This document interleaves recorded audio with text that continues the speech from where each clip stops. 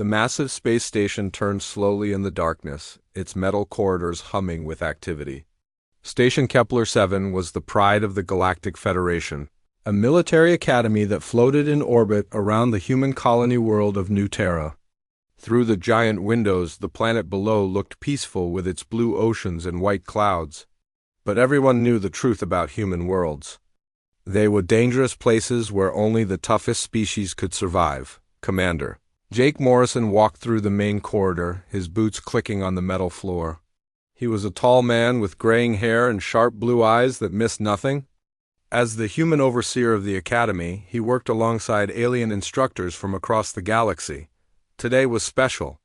Today, the final training exercises would begin. In the training bay, cadets from dozens of species prepared their equipment.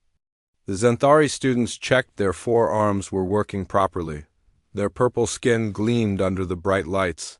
The crystal-like Quellians made soft musical sounds as they communicated with each other. But it was the human cadets that drew the most attention. Lieutenant Katie Sullivan stood at the front of the human group. She was young, maybe 25, with brown hair tied back and green eyes that sparkled with intelligence. Her uniform was crisp and clean, but her hands showed the calluses of someone who worked with tools. Behind her, Sergeant Ben Rodriguez checked the explosive charges they would use in today's exercise. He was stocky and dark-haired with a grin that never seemed to leave his face. "Attention, all cadets," came a voice over the speakers. Commander Vextel, the Xanthari instructor, entered the bay. His forearms moved in careful patterns as he spoke.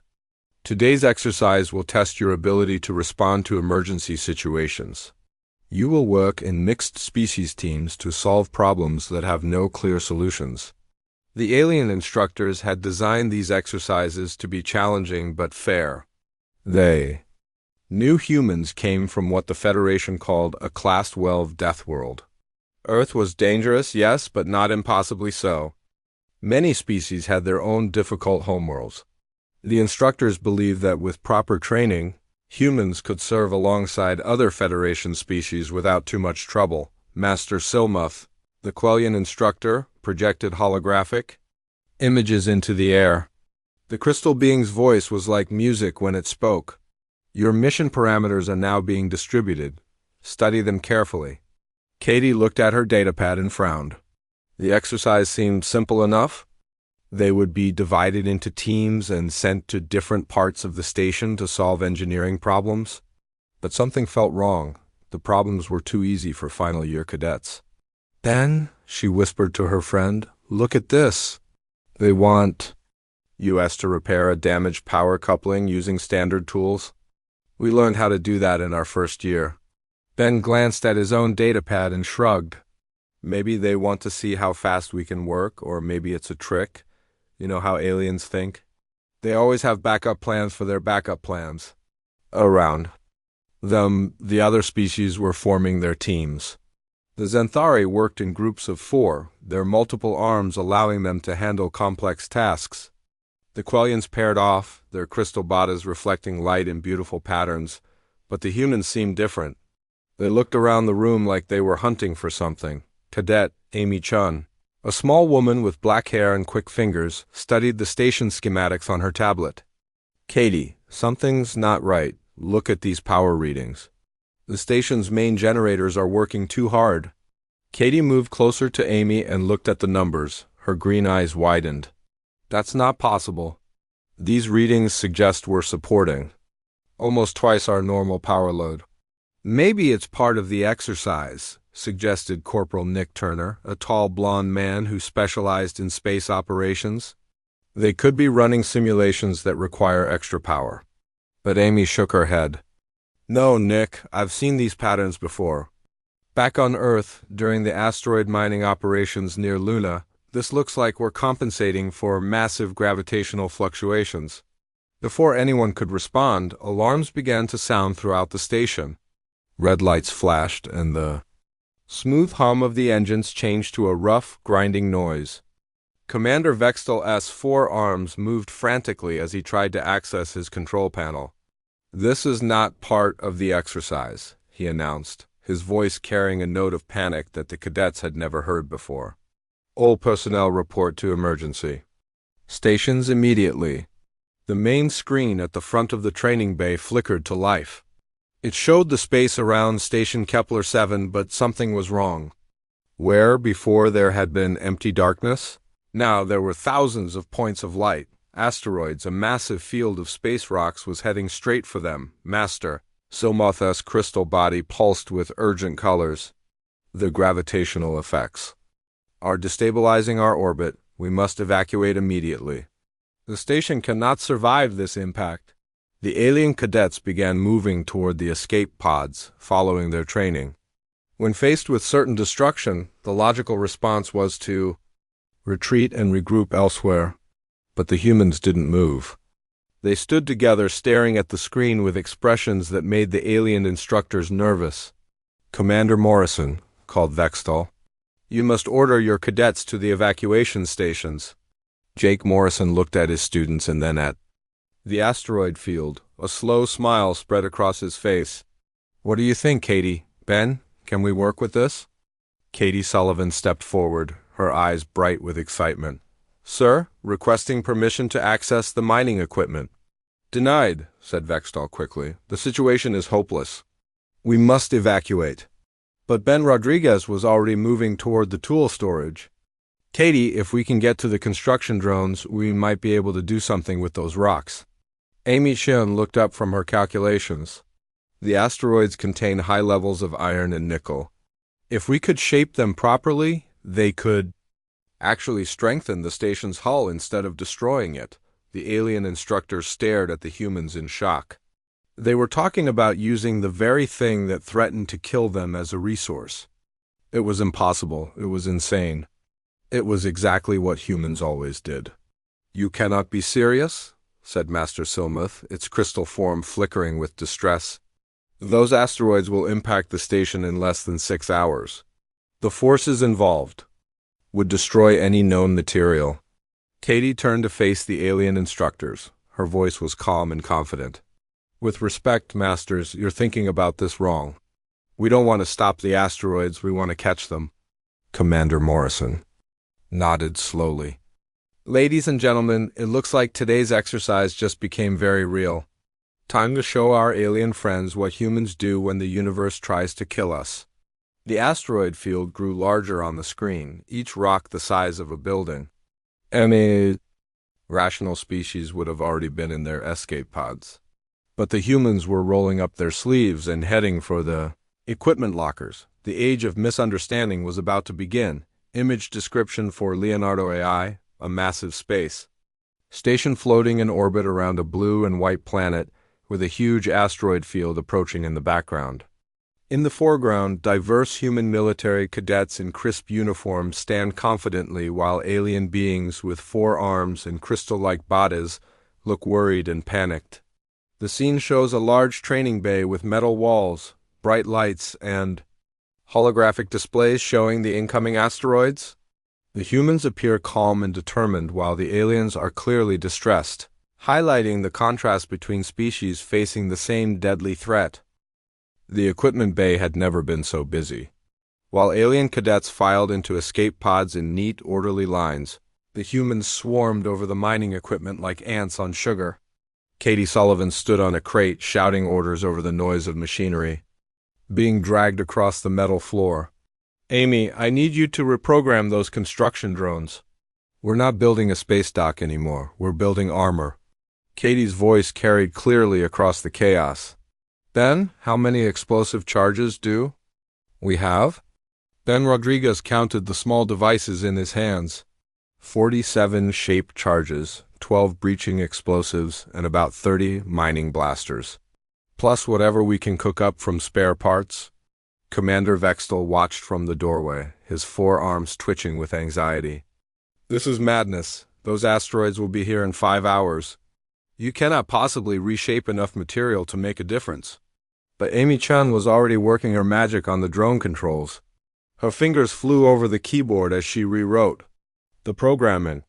"Sir, these drones were designed to build things in space. The only difference is what we're building and how fast we need to do it." The first wave of asteroids was still 3 hours away. But the smaller rocks had already begun hitting the station's outer shields. Each impact sent vibrations through the hull that made tools rattle on their hooks. The alien instructors clustered together, speaking in worried voices about evacuation procedures and survival protocols. Corporal Nick Turner suited up in his environmental gear, checking the seals on his helmet one final time. Behind him, 6 other human cadets did the same. Their suits were patched and modified, built for the kind of work that would kill most species in minutes. "Nick," called Katie, "remember, we need precise placement. Those charges have to go exactly where Amy's calculations say, or the whole plan falls apart." Nick grinned through his helmet visor. "Don't worry. I've been blowing things up since I was 12. My dad ran a mining operation on Titan. This is just like the old days, except with bigger rocks." The airlock cycled open, and Nick's team launched themselves into space. They moved with the easy confidence of people who had grown up in environments that tried to kill them daily. The radiation levels outside the station would cook most alien nervous systems in seconds, but the humans had spent their childhoods playing in solar storms and cosmic ray showers. Master Somoth's crystal form pulsed with distress as it watched the humans work. Their life signs are fluctuating wildly. Surely they must retreat before the radiation exposure becomes fatal. Commander Morrison looked at the readings and chuckled. "Those aren't distress signals, Master. That's what human excitement looks like. They're having fun out there." Through the station's windows, they could see Nick's team working among the asteroids. They moved like dancers, using small thruster packs to zip between the floating rocks. Each team member carried a bag of explosives and a portable scanner that Amy had rigged to identify the best structural points. "First charge placed," came Nick's voice over the radio. "This baby's got an iron-nickel core that'll make beautiful armor plating once we crack it open." Meanwhile, Amy had gotten the construction drones online. The machines had been designed to work slowly and carefully, building space stations over months or years. But Amy's modifications made them work like surgical tools, cutting and shaping metal at impossible speeds. "Katie, the drones are ready," Amy called out. "But I had to overclock their processors. They're running hot enough to melt most alien tech." "How hot?" asked Katie. Amy checked her readings. "About 300 degrees Celsius in the core systems. The cooling systems are keeping the outer shell around 150. Commander Vextal made a sound that might have been a whimper. "Those temperatures would instantly kill any Xanthari. Our nervous systems cannot function above 50 degrees. "Good thing we're human then," said Ben cheerfully as he loaded more explosives into a transport pod. "My grandmother used to bake cookies at higher temperatures than that." The first controlled explosion lit up space like a tiny star. Nick had placed his charges perfectly, cracking open an asteroid the size of a building and revealing its metallic core. The construction drones moved in immediately, their cutting beams slicing the rock into manageable pieces. "Beautiful work." "Nick," called Katie over the radio, "bring that metal in for processing." But Lieutenant Lisa Park, a quiet woman with blonde hair and steady hands, had made a discovery that changed everything. She was studying the asteroid samples in the station's lab when she found something impossible. "Katie, you need to see this." Lisa's voice was tight with excitement. "These asteroids aren't normal space rocks. They're loaded with quantum crystalline formations." Katie hurried to the lab, where Lisa had a sample sitting under a microscope. The rock glowed with an inner light that seemed to pulse with its own. "What does that mean?" asked Katie. Lisa looked up with wide eyes. "It means if we can harvest these crystals, we can power defensive shields that make anything the Federation has look like a flashlight. The energy output would be incredible. What's the catch?" Katie knew there was always a catch with alien technology. "The crystals have to be extracted by hand. The energy levels they put out during harvesting would fry any automated equipment. And the radiation exposure ... Lisa paused. "It would kill most species instantly. Their nervous systems just can't handle that much energy." Katie grinned. "So it's Tuesday then. Ben, we're going to need more people in suits." Outside, Nick's team had cracked open their 5th asteroid. Each explosion was perfectly timed and placed, turning deadly space debris into building materials. The construction drones worked without stopping, their overheated systems glowing red in the darkness of space. The alien instructors huddled together, watching displays that showed radiation levels, energy outputs, and structural stress readings. That made no sense. The humans were working in conditions that should have killed them hours ago. Their equipment was running at temperatures that should have melted it into slag. And somehow, impossibly, their plan was working. "Commander Morrison," said Master Somuth, its voice barely above a whisper. "Perhaps we should contact the Federation Council. These readings suggest that your species classification may need revision." Jake Morrison watched his cadets work and smiled. "What classification would you suggest, Master?" "I am no longer certain Earth qualifies as a death world at all," the crystal being replied. "If these are the conditions your young require for basic training, then perhaps we have misunderstood the nature of your homeworld entirely." On the main screen, the asteroid field grew closer. But now, instead of a threat, it looked like the largest construction project in galactic history. The humans had turned certain death into raw materials, and they were just getting started. The second wave of explosions lit up space like fireworks, each one perfectly calculated to yield maximum useful material. The construction drones moved faster than they had ever been designed to move, their overheated systems performing impossible tasks, and in the lab, Lisa Park prepared to harvest crystals that could power weapons beyond anything the galaxy had ever seen. The aliens were beginning to understand that they had made a terrible mistake about humanity. Image description for Leonardo AI. Human cadets in patched environmental suits floating in space among massive asteroids, setting explosives, while construction drones with glowing red overheated systems cut through floating metal debris. Bright explosions illuminate the darkness of space as rocks are split open to reveal glowing metallic cores. In the background, a space station with large windows shows worried alien beings with 4 arms and crystal bodies watching the dangerous work. The scene shows extreme radiation levels and temperatures, with the humans working confidently in conditions that appear lethal, while their equipment glows with dangerous heat levels. The communication arrays across the galaxy burned with emergency signals. From the Zenthari homeworld to the crystal cities of the Quellian Collective, the same message spread like wildfire through space. The humans were doing something impossible. Commander Vextel stood in his private quarters, speaking into a secure transmission device. His forearms moved in agitated patterns as he tried to explain what he was seeing to his superiors back home.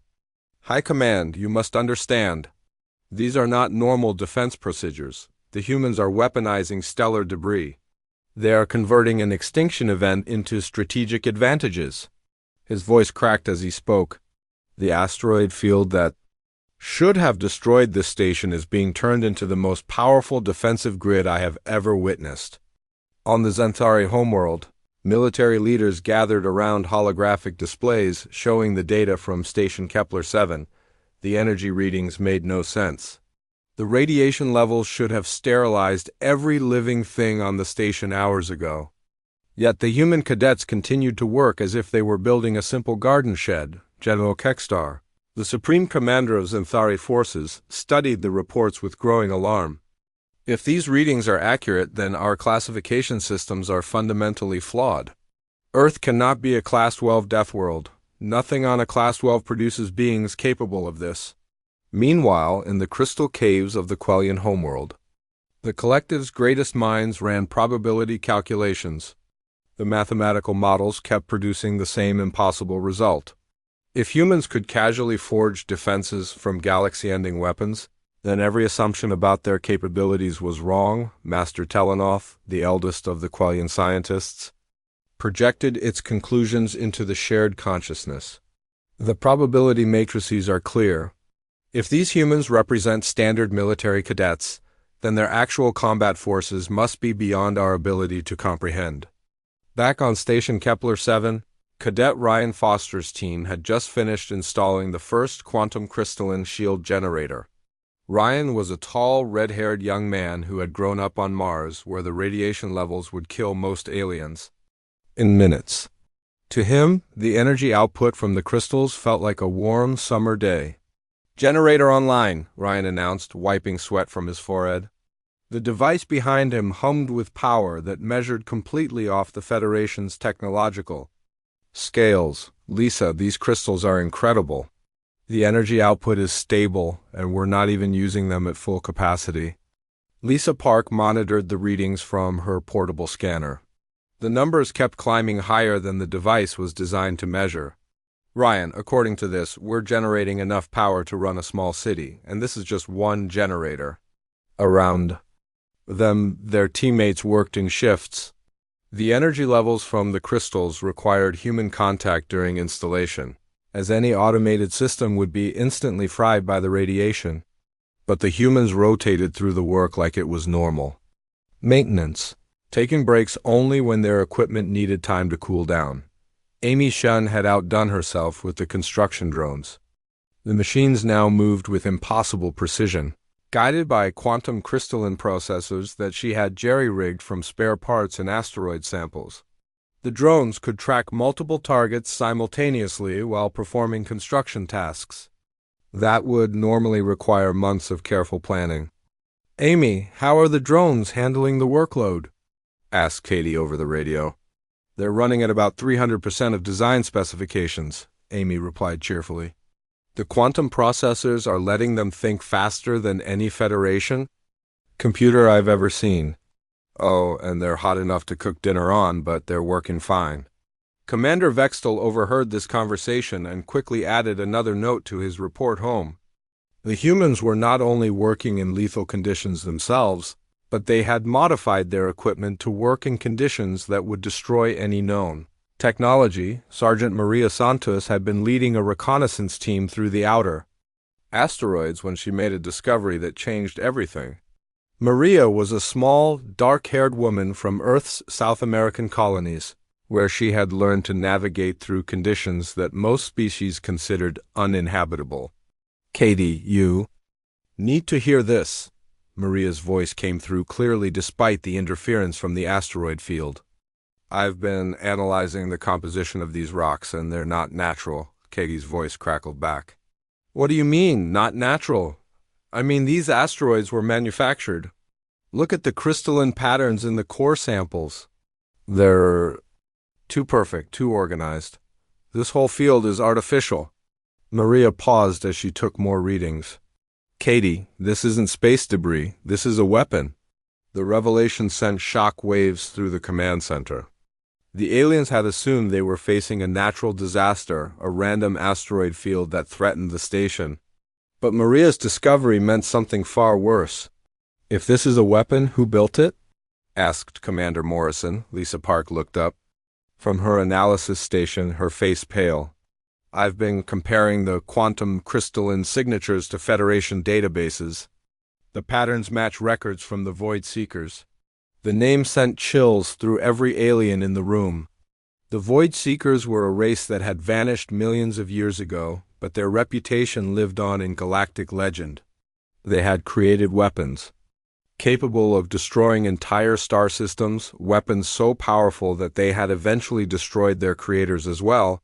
Master Silmos' crystal form flickered with colors that indicated extreme distress. "If this is Void Seeker technology, then we are not facing an asteroid field. We are facing a galaxy-ending weapon system that has been dormant for eons." But the humans seemed unimpressed by this revelation. If anything, they worked faster.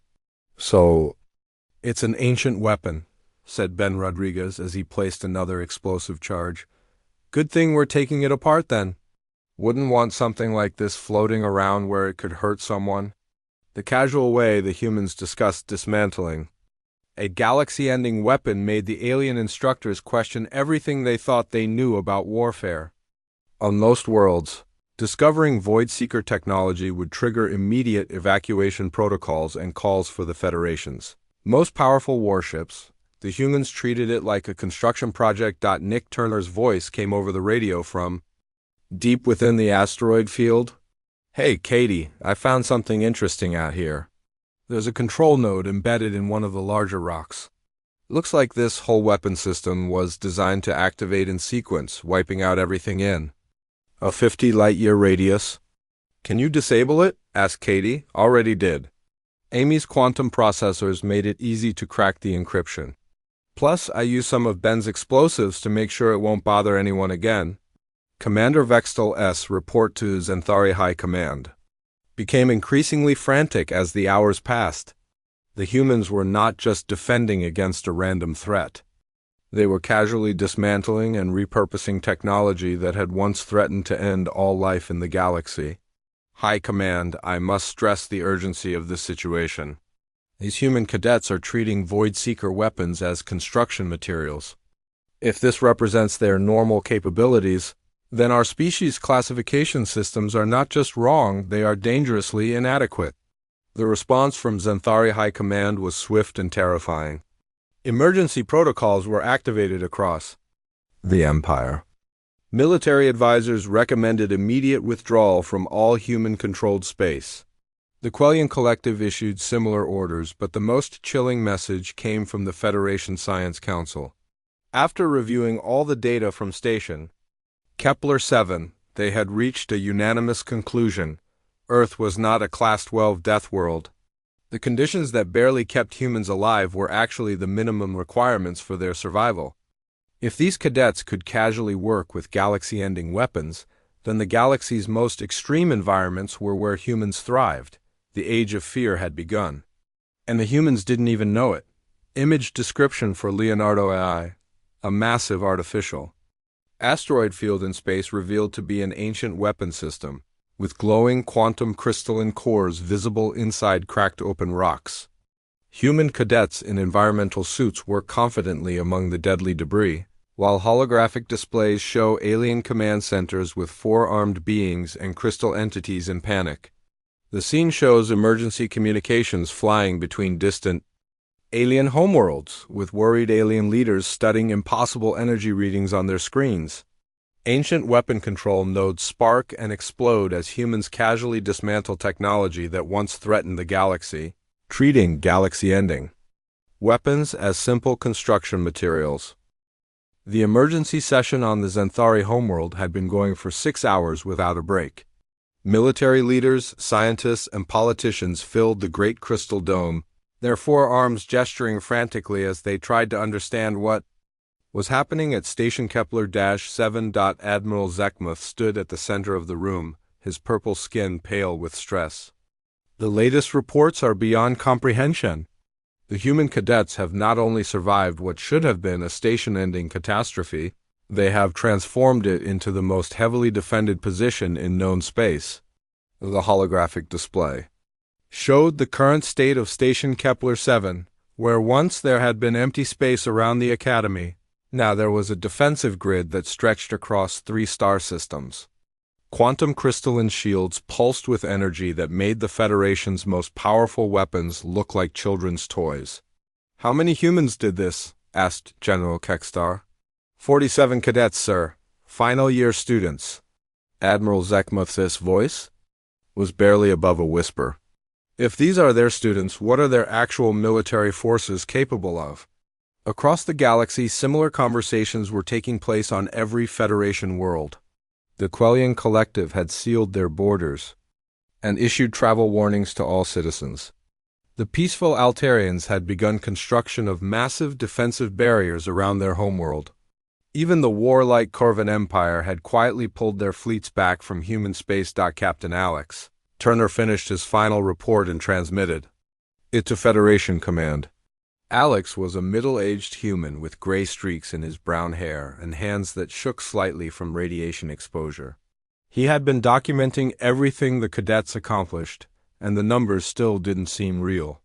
"Command, this is Turner." Final defensive status report follows. The quantum crystalline grid is now operational across a 3-system radius. Threat detection capability extends to 15 light-years. Automated defense systems can track and eliminate hostile targets faster than any known Federation technology. Alex paused and took a deep breath. Command, what these kids built from spare parts and asteroid debris surpasses anything in our combined fleet arsenals. The response from Federation Command came back within minutes. It was short and to the point. Captain Turner, escort all non-human personnel to safe distance immediately. Effective immediately, Station Kepler-7 is classified as a restricted zone. Meanwhile, Lieutenant Danny Wright and his squad were putting the finishing touches on the final defensive installations. Danny was a quiet young man from the asteroid colonies, where he had learned to work with his hands in conditions that would terrify most species. His team had spent the last day installing automated systems that could protect not just the station, but everything within 50 light years. "Danny, how are the tracking systems performing?" asked Kitty over the radio. "Better than we designed them to, honestly. The quantum processors are so fast, they're actually predicting where threats will be instead of just tracking where they are." Danny wiped sweat from his forehead. "Katie, I think we might have built something that's too good." Amy Chun looked up from her control station, where she had been monitoring the defensive grid. "Danny's right. The system is so sensitive it's detecting Federation ships 3 systems away and classifying them as potential threats." "Should we dial it back?" asked Katie. "Probably," said Amy. "But honestly, the alien ships are so slow compared to what this system can track that they might as well be standing still." Commander Morrison received his orders while watching the final installations. The message was brief but clear: evacuate all alien personnel immediately and prepare for long-term isolation. He looked around the command center, where his human cadets worked alongside alien instructors who had become increasingly quiet over the past few hours. "Attention all personnel," Morrison announced. "By order of Federation Command, all non-human. Staff will be evacuated to safe positions effective immediately. This includes all instructors, administrative staff, and visiting personnel." Commander Vextel looked up from his station, his forearms moving in patterns that showed confusion. "Commander Morrison, we do not understand. The threat has been eliminated. Why are we being evacuated?" Morrison chose his words carefully. "Because apparently, what we consider normal engineering work, the rest of the galaxy considers an act of war." Master Silmoth's crystal form flickered with uncertain colors. "We have observed your cadets perform miracles. They have turned certain death into absolute security. Why would this cause fear rather than celebration?" Then Rodriguez looked up from the explosive charges he was inventorying. "Maybe because we made it look easy? I mean, it wasn't that hard once we figured out what we were working with." "Not that hard," repeated Vextel. "You dismantled technology that once threatened to destroy the galaxy. You worked in radiation levels that would kill most species instantly. You built defensive systems that surpass anything the Federation has ever created, and you call this not that hard?" Katie shrugged. "It's just problem solving. You look at what you have, you figure out what you need, and you make it work. That's what humans do." The alien instructor stared at her in silence. After a moment, Master Silmoth spoke very quietly. "That is precisely what terrifies them." The evacuation began an hour later. Transport ships arrived to carry away alien personnel who had worked alongside humans for years. Many of them looked back at the station with expressions of fear and wonder, as if they were seeing it for the first time. Dr. Yfanel, the Quelia medical officer, approached Commander Morrison before boarding her transport. "Commander, I have worked with humans for 5 years. I thought I understood your species. But watching your cadets work, I realize I understood nothing at all." "What do you mean, Doctor?" asked Morrison. "Your medical files say you come from a Class 12 Deathworld? But watching your cadets work in conditions that would kill my people instantly, I begin to think we have the classification backwards." The crystal being paused. "Perhaps Earth is not a world that barely supports human life. Perhaps it is a world where humans barely survive." As the last transport ship departed, Station Kepler-7 fell quiet. For the first time in the Academy's history, only humans remained aboard. The cadets gathered in the main assembly hall, looking around at the empty spaces where their alien classmates and instructors had sat just hours before. "Why did they all leave?" asked Ryan Foster. "We solved the problem. Everyone is safe now." Katie looked out the window at the defensive grid that surrounded them, its quantum crystalline shields pulsing with enough energy to power entire worlds. "I think we solved it too well." Commander Morrison activated the main communication system and tried to contact Federation Command. The response was immediate but distant. The Federation had moved their nearest outpost to a position 50 light-years away. Every major power in the galaxy was quietly pulling back from human space. "Sir," said Amy Chun, looking at her sensor readings, "I'm detecting massive fleet movements throughout the sector. Every species is withdrawing to defensive positions." "How many ships?" asked Morrison. "All of them, sir. It looks like the entire Federation fleet is repositioning to maximum safe distance from human territory." Ben Rodriguez laughed, but there was no humor in it. "We scared them. We scared them so badly, they're running away from the entire human sector." The communication system crackled to life with an incoming message from Earth. It was brief and official. "Station Kepler 7, you are now designated as the forward command post for human expansion operations. Expect supply ships and reinforcements within the month. Congratulations on your successful defense of Federation interests." Katie looked around at her fellow cadets. Successful defense? We were just trying not to get crushed by asteroids. Outside the windows, space looked different now. The defensive grid stretched out in all directions. A network of quantum crystalline energy that could detect and eliminate threats across multiple star systems. What had started as a simple training exercise had become the most powerful military installation in galactic history, and they had built it by accident. Using spare parts and determination, the age of human expansion was about to begin, and the rest of the galaxy was already running away. Image. Description for Leonardo AI. A massive space station surrounded by a glowing quantum crystalline defensive grid that stretches across star systems, with human cadets standing confidently in the command center while empty alien evacuation ships flee in the distance. Multiple alien homeworlds visible in the background show defensive barriers being hastily constructed as fleets withdraw to safe distances. The defensive grid pulses with incredible energy that dwarfs normal Federation technology, while the few remaining humans look out at the galaxy through large windows, unaware that their simple problem-solving has triggered the largest military retreat in galactic history. 6 months had passed since the Great Retreat, and the galaxy had split into two very different worlds. On one side, the Federation Corps huddled behind massive defensive barriers, their fleets positioned at maximum safe distance from human space. On the other side, humanity expanded outward into regions that other species had never dared to explore. Lieutenant Katie Sullivan, now Captain Sullivan, stood on the bridge of the construction ship New Horizon. Through the viewports, she watched her crews work in the heart of a solar storm that would have fried any Federation vessel in seconds. The human ships moved through the electromagnetic chaos like fish swimming through water, their hulls glowing with radiation that powered their systems instead of destroying them. "Captain, the asteroid belt processing is ahead of schedule," reported her chief engineer, former cadet Amy Chun. "We've converted 60% of the belt into fortress components. The defensive grid should be operational within the week."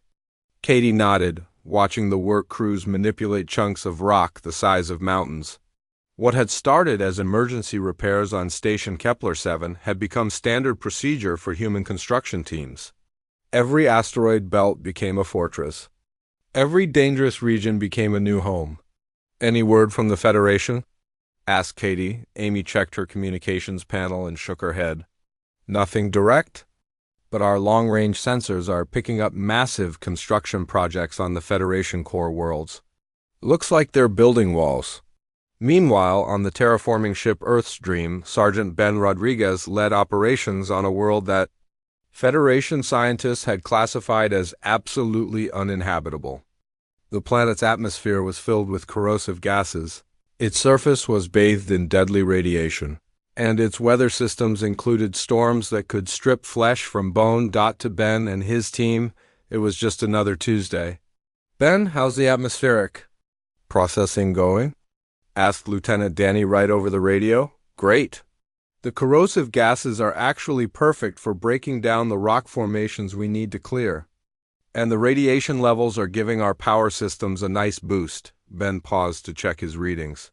We should have breathable air in the lowland valleys within 6 months. Danny looked out at the work crews, humans in environmental suits, who moved through conditions that would kill most aliens in moments. The Federation classified this world as certain death for all known life forms. Their loss, laughed Ben. This is some of the best terraforming material I've ever worked with. The Federation intelligence services had spent months trying to understand what the humans were doing. The reports that came back defied all logic. Human colonies were appearing on worlds where the temperature alone should have made settlement impossible. Human mining operations were extracting materials from the cores of dying stars. Human exploration fleets were mapping regions where space itself was hostile to most forms of life. Admiral Kekstar read the latest intelligence report to the Zenthari High Command. His forearms shook as he spoke. Our deep space monitoring stations have detected human activity in the galactic core. They appear to be establishing permanent colonies in regions where radiation levels exceed our measurement capabilities. How is this possible? Asked General Vextool. According to our scientists, it should not be. The conditions in the galactic core would sterilize most known life forms instantly. Yet human ships move through these regions as if they were normal. Space. The most disturbing reports came from the Federation's own monitoring stations. Human communications traffic suggested they were discussing projects that sounded like science fiction. Solar flare redirection for energy harvesting. Neutron. Star mining operations. Black hole research stations. Master Telenoth projected the latest analysis into the Quellian collective consciousness. The mathematical models painted a picture that terrified every crystal being in the network. The probability calculations are clear. Human expansion follows a pattern that suggests they seek out the most hostile environments in the galaxy. What we consider uninhabitable, they appear to consider optimal. On the research station Deep Void, former cadet Lisa Park made a discovery that would have sent shockwaves through the Federation if they had known about it. Lisa now led the Human Deep Space Research Division, studying phenomena that other species couldn't even approach. Ryan, come look at this, Lisa called to her colleague. Former cadet Ryan Foster. Ryan floated over in the zero-gravity environment. The station orbited a neutron star, bathed in radiation levels that would have destroyed any Federation ship instantly. But the human research team used the radiation as a power source for experiments that pushed the boundaries of known science. What did you find?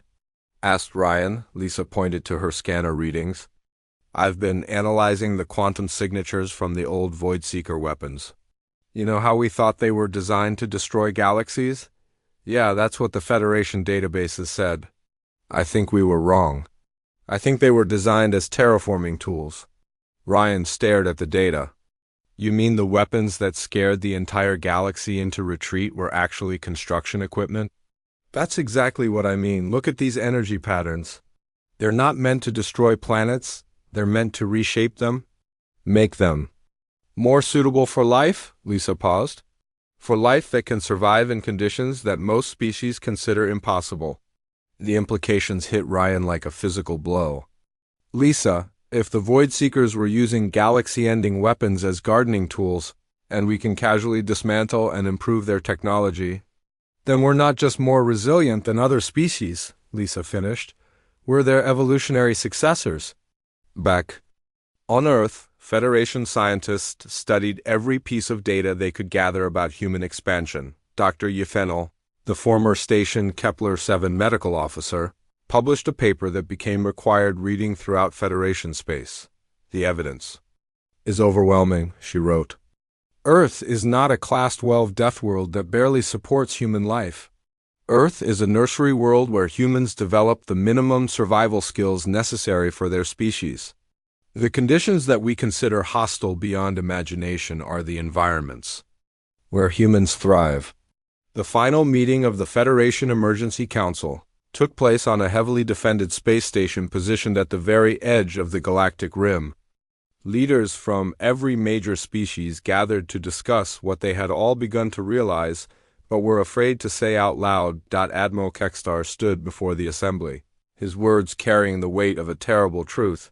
Fellow citizens of the Federation, we must face reality. The galaxy as we know it is ending. Not through war or disaster, but through inheritance. What do you mean? Asked the Altarian representative.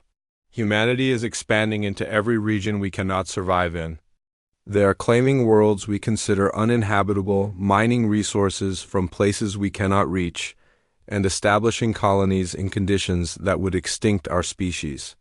Kekstar paused. They are not conquering the galaxy. They are simply moving into the 99% of it that we cannot use. Master Silmoth's crystal form pulsed with resigned understanding.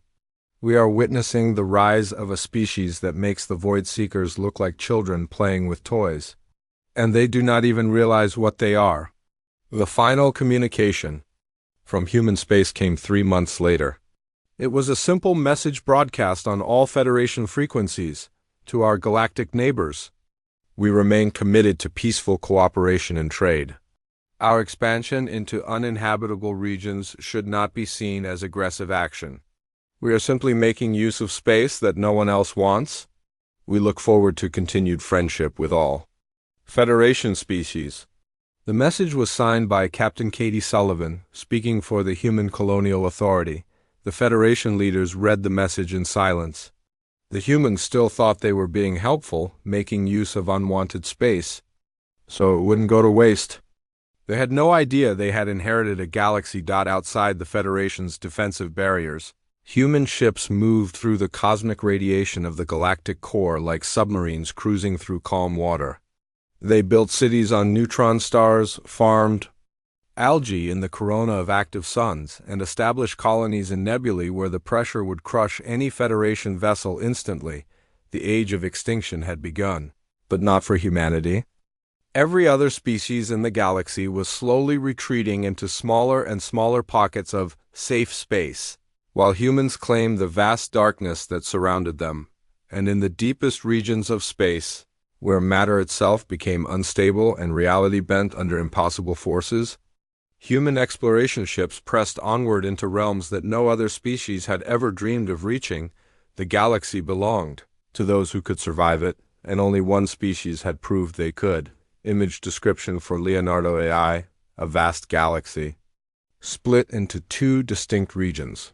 One side shows alien Federation worlds huddled behind massive defensive barriers and energy shields, while the other side shows human ships and colonies thriving in the dangerous galactic core where radiation, storms rage, and neutron stars burn. Human vessels move confidently through cosmic phenomena that would destroy other ships, establishing glowing cities on impossible worlds. The contrast shows scared alien civilizations retreating into small safe zones, while humans expand freely into the deadly 99.